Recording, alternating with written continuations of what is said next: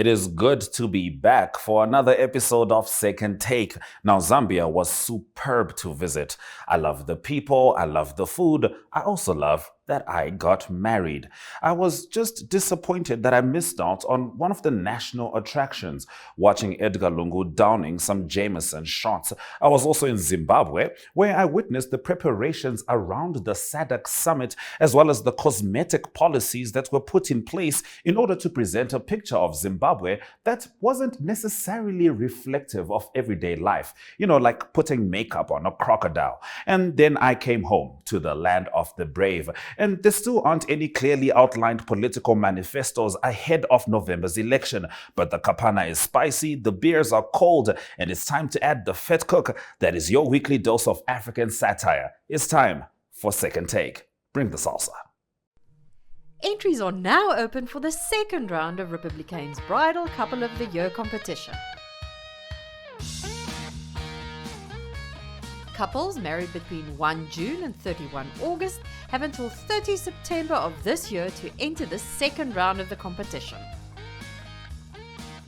Another one of the top 10 couples will be chosen from this pool to participate in the final, taking place in May 2025. To better your chance of reaching the final, enter now.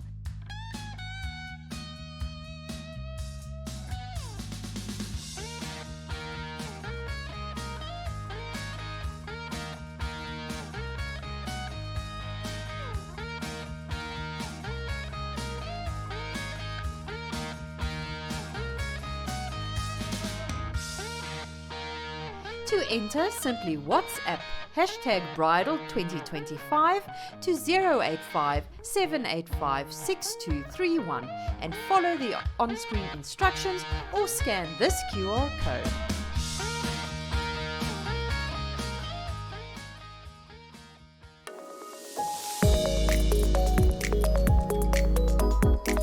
So, roads that would have normally taken years, or in Zimbabwe's case have literally taken decades to construct, were brought to life in the short span of 3 months for the SADC summit. With the country's president assuming the chairmanship of SADC, Zimbabwe pulled all the stops. The heads of states arrived and were completely shielded from the reality of poverty in Zimbabwe, because sometimes you just have to put your fake foot forward. Political activists were arbitrarily detained and refused bail because the magistrates thought they had a propensity to commit a crime they had never been convicted of. But the Maputi was popping, the Mazoe was flowing, and the people were wonderful. You focus on the positives when it comes to Zimbabwe. Outside of that, you tweet, because there is no chance that what is known to be wrong or lacking will ever be brought up at the SADC summit.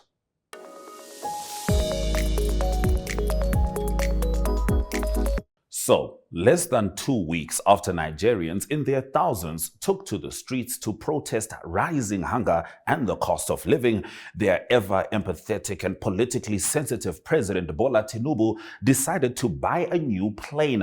One of his officials decided to take the gaslighting to a new level, stating that it was cheaper for the nation. Okay, so you see, this is why I don't partake in Black Friday. For example, when will we realize that half price is still using money, and often on low-end quality clearance items, which to many outraged Nigerians could also function as a reference to Bola Tinubu's age and political potency. Speaking of political potency, let's swing over to Nigeria's best friend, South Africa. The youth-centric EFF party is battling with defections in its leadership. Julius Malema is taking it about as well as a partner, discovering that their other half is leaving them. In this case, for an older man with as many wives and political lives as he has corruption allegations. The chief harbinger of political chaos, Jacob Zuma, has lured some EFF members into the MK party as Malema seeks to get over this political hump that is about as high as the one on the former ANC president's head. I'll be talking to Aina Raisa Kweyo about what the EFF is going on in South Africa right after the break. Irongo Med is a leading distributor working in partnership with NewMed and WestMed to meet the comprehensive needs of the Namibian healthcare sector. As a partner pursuing sustainable global healthcare, we offer industry-leading medical solutions through our key focus areas, which include pharmaceuticals, orthopedics, ophthalmology, surgical devices and capital equipment, as well as a well-established scientific laboratory division.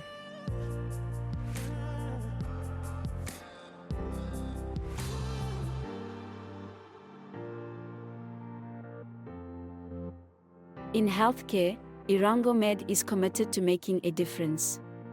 What about you?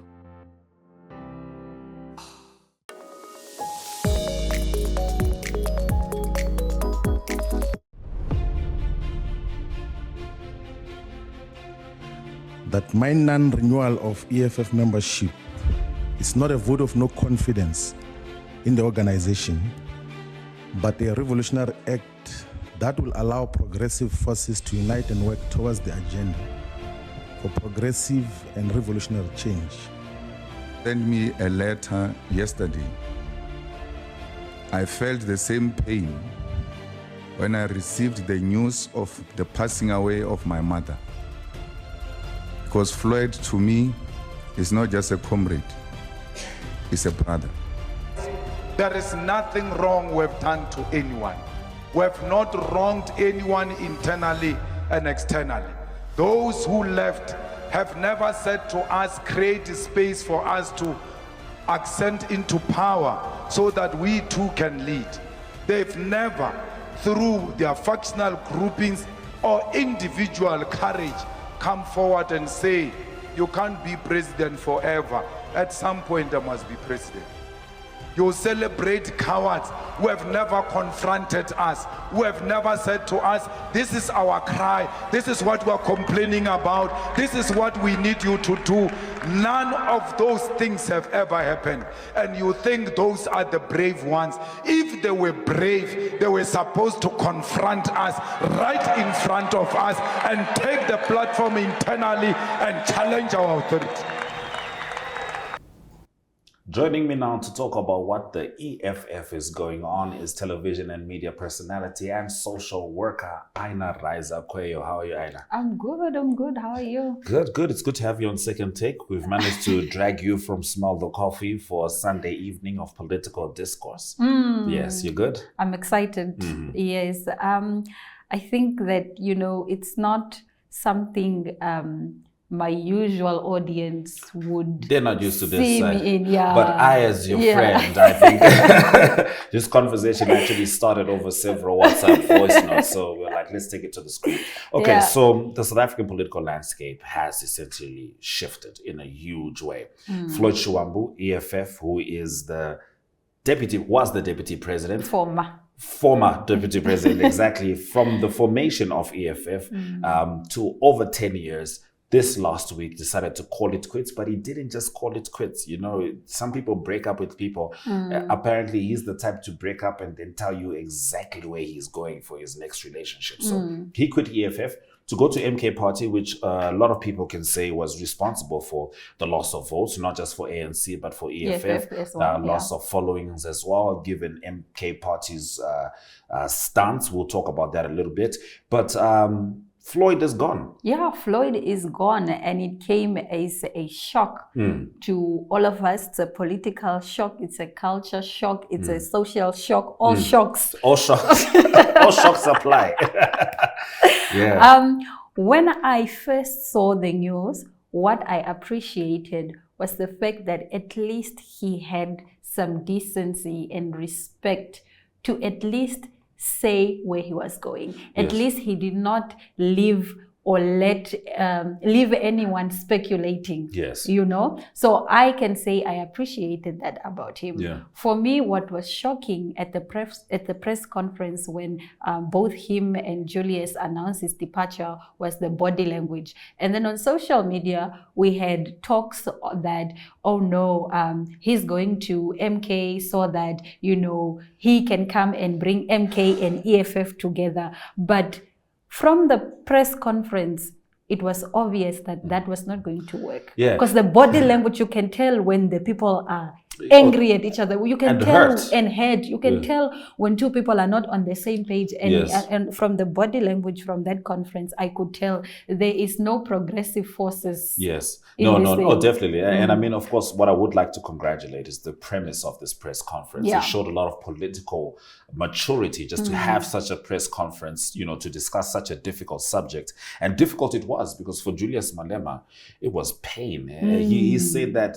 he once told his son that if he dies, his son should call Floyd, and He Floyd would know would know what what to to do. do. Yeah. And in the clip that you just saw, he spoke about how he felt the same pain when he received the call of his mother passing. Of course, you know, we went from pain to anger in a short space of time. But it was definitely one of those moments that we will hold on to for a while with regards to the political landscape in South Africa. Now, you're talking about how you feel like this is not a progressive forces move, you know, some political amalgamation that will happen in the front. And then I think one of the reasons we could say that is that these two political entities are diametrically opposed ideologically. You know, I can't think of many reasons that they come together. For example, a lot of people would argue that the MK party's vote is largely ethnic. Yes. Largely centered around the Zulu population, KwaZulu-Natal. They did manage to wipe out that entire area to really get seats over there. And the representation absolutely matters. That's not the point that I'm making. But EFF on the opposite end goes for a broader approach to Africanism, Pan-Africanism. You've seen Julius Malema drape on a rainbow flag when the Uganda anti-gay bill was announced. You've seen them stand up to Jacob Zuma himself. Yeah. At some point, it was Floyd and Julius doing their best to take down Jacob Zuma must fall. Zuma must fall, right? And now Zuma seems to have pulled another political trick out of his hat. No one quite knows where this is going. I mean, of course, you know, they have announced Floyd's position and et cetera, et cetera. But we all know that the Jacob Zuma story, it never starts at point A. You really get to know what's happening at point B or point Z, so to speak. So with Floyd going, do you think it's fair that a lot of EFF folks feel betrayed? Yes, it's a betrayal. There is no way you and I, let's say we are makeup artists. Our business is called A Square Hub. A Square, I like that. Okay. And then there is no way you're going to leave your business to go and join another makeup artist's business. Direct competition. Direct competition. It means you have betrayed me. Yes. It means you have betrayed the people because firstly, you told us to use this foundation. Yes. How come you don't align with this foundation anymore? Suddenly Because this is your ideology. Yes. This is your ideal. These are your principles. Absolutely. How come they don't fit you anymore? Yes. No, it's betrayal. Yes. Like, so earlier, you know, when I was talking about Zimbabwe, I spoke about cosmetic policies. Now, the policies and the principles that Floyd Shivambu helped usher in, for a lot of people, could be considered concrete, whether you agree with them or not. But could have been his attitude towards the policies being cosmetic? You know, was it just a job? You know, we were talking earlier about how, you know, Malema, this was his friend. Was it the same way the other way around? You know, was Julius caring about someone who really cared about clocking in the job? I think it was one-sided. That's why we can call it betrayal. Because if I am your friend and you don't see me as a friend, but you don't communicate that we are not friends. This whole time, you make me think I am your friend. That's you betrayal. create that illusion. Yes, you and create I act it. based on that yes, illusion. and I act based on that. You've betrayed me. And I understand where Julius is coming from. I also understand the emotion that we saw him go through. Because at first, at the press conference, he was shocked. And he did say that I asked this brother of mine, what did I do to you? He said nothing. It's a political decision. Yeah. Yes, so you've betrayed me for your own personal gains. Your own personal gains. That's what it translates as. And then Floyd goes on after that to create a social media post where he says to say this is the best decision the ever. best decision he has ever made. No. I think that's, you know, was that necessary? It was not necessary. It was not necessary, but it's like he's putting salt on the wound. Salt on the wound. Even though at the press conference he was doing anything but, right? He was trying to be as cordial audio as possible. But I think now it seems like, the true colors are showing, albeit if the true colors are fully green. So at the press conference, Julius Malema had said that Floyd Shivambu could rejoin the EFF. Yeah. That was at the press conference. Given the rally in Gauteng that happened right after, I think it's safe to say he's retracted that statement. Floyd can never go back to the EFF. I think he just said what he needed to say.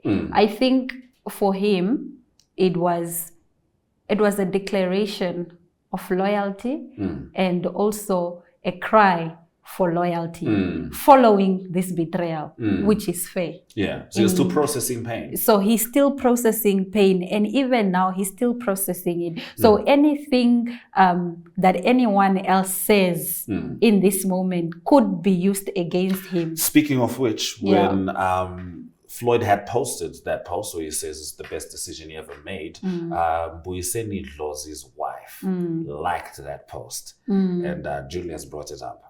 That was an interesting moment, wasn't it? It was interesting. I wished he had not brought it up, but I understand. He feels cornered. Why he brought it up. Yeah. No, because firstly, in the EFF constitution, members of the EFF must be loyal to the EFF. They can't disparage the EFF. So now, in the moment of war, if you are silent, if you are not with me, you are against me. Yes. And it's just the way it works and in of course, life. I mean, if your wife speaks, you know what I mean? It's fair to take some inference from that. In her defense, where you are. In her defense, I don't think she was deliberately liking the post to say that, oh, I agree with you. I think it's just one of those things where you are scrolling on social media and then you are just liking, not paying attention to it. Yeah. And also, yes, I think she's entitled to her own political affiliations. She has the right to have different views. Absolutely. She has the right to support whoever she wants to support. If she likes Floyd's post, it doesn't mean that's what the husband thinks, but it was the wrong timing. Wrong time. The And issue as an is EFF timing. member, Yes, the issue is timing. It was the wrong timing. Of course, she did remove that like from that post. And her husband, Buyiseni Dlozi, was seen, with Julius Malema. Seemingly everything is solid over there. But I could understand Julius's,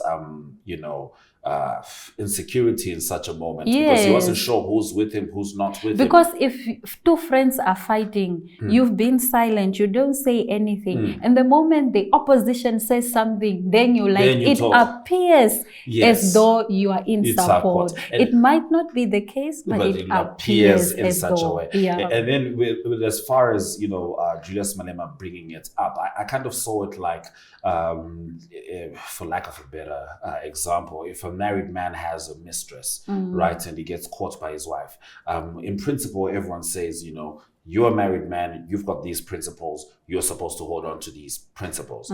But there's no actual real defense for the mistress should the wife decide to spread her anger around. It's not to say that the mistress was the prime architect of the demise of her marriage, but ultimately, once someone is angry and once someone is processing those emotions, they're just going to pick at whoever seems like they were involved. And that's how I saw Julius's reaction to this. Yes, I think the reaction is based on the situation at hand. It's based on head. It's a pure human being reaction. Anyone, when betrayed, will react that way. And also thought that, the Dlozi and Shivambu families would be close. And, there's that space for wishing your friend well in their future without necessarily aligning with what they're saying. And also, just to make another point, I think when she liked it, if it was intentional, when she liked it, we don't know whether it was intentional or unintentional. Well, she removed it, so the premise we can take is unintentional. Yeah, I think also another way I analyzed it, look at how Floyd and Julius reacted at the press conference. There was no animosity. Julius said to us, we accept the decision. It's fine. We respect you. Go well. In a nutshell, that was the press conference. From if it was me seeing the press conference, I now see there's no bad blood. We all understand that we are moving on. I would also maybe go and like Floyd's post because I see and I know that, there is no anger between us. There is no need for me to choose sides. She could have just taken the cue from the presser itself. Yeah, I understand that. Now, speaking of the presser, let's swing to Namibia. Do you think such a thing would have been possible in Namibia with the current political parties? Anything is possible. Okay, so let's give a real example. Dibulukeni Nauyoma left the AR. Do you think that him and Jabba Mpanda would have the political capacity? Let's not call it political capacity. It's like emotional, intelligent maturity. I don't mean it in a negative manner. I just would they take the initiative to have such a press conference? Would it go off as smoothly? I think it comes with age. People, with age comes wisdom. So do you think Swappo would be able to? So I am not sure who would or who would not be able to. I think it's a character thing. It's a character. Yeah, that's what I say. Maybe not age, but it's a character thing. Yeah, maybe not age. I withdraw age. I want to say it's a character thing. Yeah. I think we address people based on the experiences we have had with them. So this whole time, if we've been cordial and I respect you as a human being, it's not easy for me to send you off well. It's not hard rather for me to send you off in a manner that is, acceptable and dignified. Yeah, I'm with you. I mean, we won't even touch on the LPM with regards to how people can split politically, but I do think it's a good precedent that they've set, and I do hope a lot of African political parties can take it on as well. It's not to normalize betrayal, quote unquote, but to normalize political discourse that doesn't turn violent, political maturity that involves acceptance. So what would you say right now the future looks like? MK party, is this a definitive, W? I know on their end, they had to clear some people in order to make room for the EFF people. And those people were suing the MK party because they were removed from the party just randomly. We all know Jacob Zuma stands accused of so much corruption. And in fact, some of the first people to bring it up to us were Floyd Shivambu and Julius Malema. So how do you feel about, the future of South African politics with regards to opposition politics? Because obviously, the DA and ANC are still figuring out how to make the bed together, so to speak, but they are in the same room. I think the future is bright. I think we are stepping away from, what do I call it? Ordinary politics. Linear politics. Yeah, there's a new dawn in politics, and I think we should all open ourselves up to it. I appreciate the fact that the oppositions, MK and EFF can work together as a progressive caucus in parliament to try and demand the service from. I think that's past tense now. No. I think they will still work together. You believe so? In parliament, I think they will still work together because they agreed to this. This is an obligation now. They must still work together and demand the service from the GNU. Yes. Yeah. So for me, that is a good An example that other Africans could follow. Where they will not work together in the streets. There is no progressive forces in the streets, not in the universities, not in the churches, not in the communities, but in parliament. I think that's possible. It's going to be interesting because if there's one thing that we value on Second Take is someone questioning the powers that be. Thank you, Anna, for joining us. Most welcome. All right. That's been Anna Razakoyo giving you her opinion on what the EFF is going on in South Africa.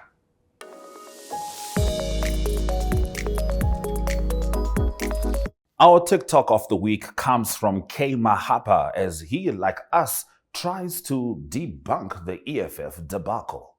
Julius Malema is going through exactly this. You see this? This is what he's going through with the loss of Floyd. Like, it's one thing to know about the 5 stages of grief. It's a completely different thing when you see it in action. Because when Floyd resigned, Julius was here. Denial. He said, Floyd, it's fine if you want to come back at any time. The door is always open. That is denial. When someone tells you someone that you know has passed on, that's the first thing you do. Is like, what? It can't be. Like, let me try and give them a call. Maybe they'll answer. You are lying when it can't be.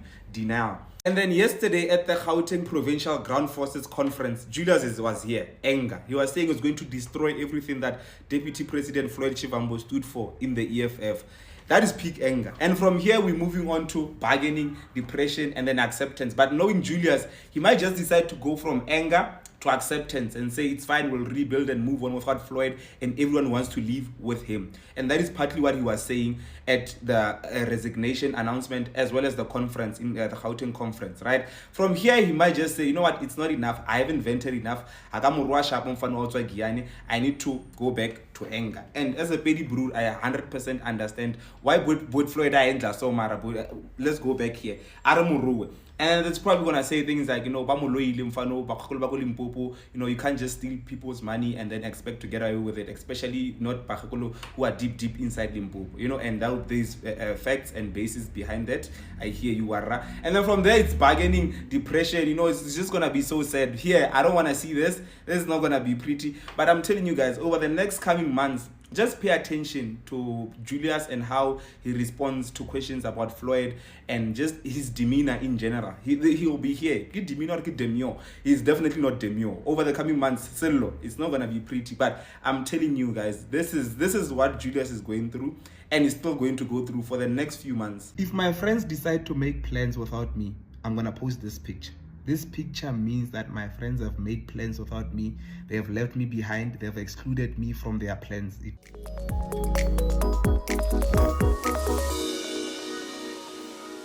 Africa may be the only continent that is criminally unaware of its worth. We assume we need to pick a side when it comes to the alleged global powers, when the power lies in choosing ourselves. We fear what is new even when what is familiar has stopped serving us. We credit each other for survival as if it's normal to have more resources than efficiently functioning systems. We don't speak on the sins of our brothers lest our own sins slip through our lips. We create makeshift solutions as if putting that effort into the people that we promise to deliver for is nothing more than a loss of profit. I know this isn't all of us, but it is a reflection of most of us in power. So, if you're one of the regular people scrambling and scratching the bottom of your purse and pocket, trying to find the life that you were promised, would it be far-fetched to consider that your liberation may need a second take? My name is Ashwyn. It's good to be back. Good night.